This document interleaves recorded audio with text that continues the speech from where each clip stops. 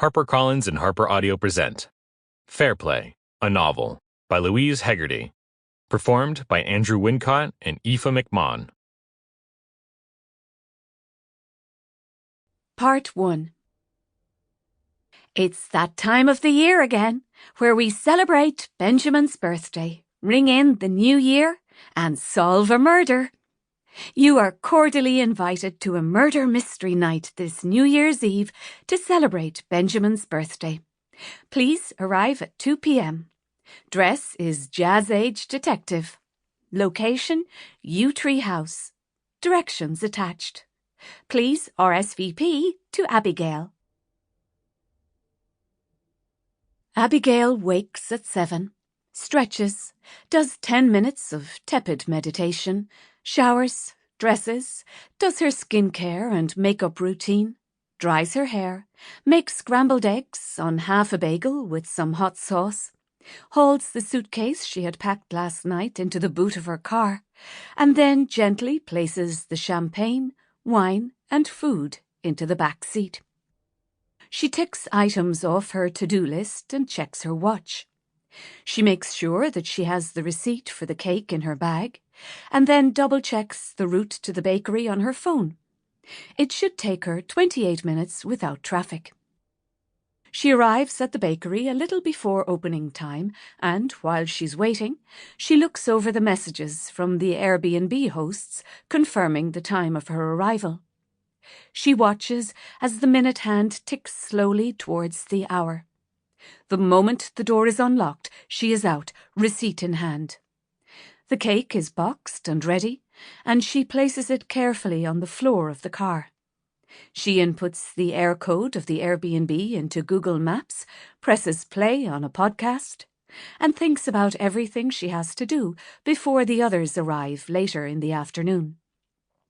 Abigail is the organizer of the group, a role that she both enjoys and resents in equal measure. The roads are quiet as she goes through her mental checklist. The car moves swiftly from City Street to dual carriageway, and then finally onto a narrow rural road. She turns off the podcast so that she can concentrate fully on driving. Continue on for 3 kilometres. Turn right at the stop sign.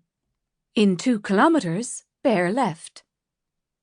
At a crossroads, she slows to a stop. On her right, there is a row of houses, a small shop, and a pub advertising rooms for rent. On her left is a petrol station. She makes her turn and proceeds to drive up a narrow, curving road.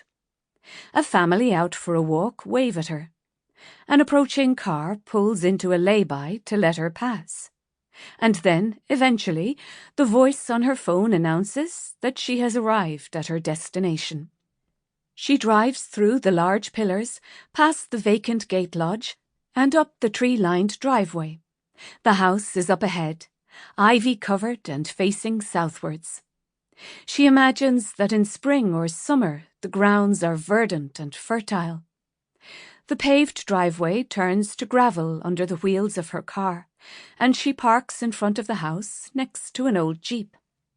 The house is situated on the brow of a hill, fields tumbling down in front and then rising again on the other side of the valley. Other houses are dotted here and there in the distance.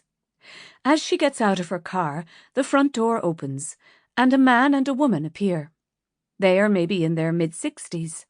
They both have glossy, grey-speckled hair and are wearing padded gilets and jeans. "You must be Abigail," the woman says. "I'm Dorothy, and this is Brian." On the front step, Dorothy hugs her warmly and asks her about her drive down. "It was a breeze without the traffic," she says. Brian extends his hand to shake hers. Abigail follows them through the heavy front door into the entrance hall. "Welcome to Yew Tree House," says Brian. "It was built in the early 1790s in the Palladian style, before being extended in 1867. It then fell into disrepair when the last of the original family died. My parents bought it in 1954 on some mad whim, and they spent decades renovating it, until we took it over. Sample complete. Ready to continue?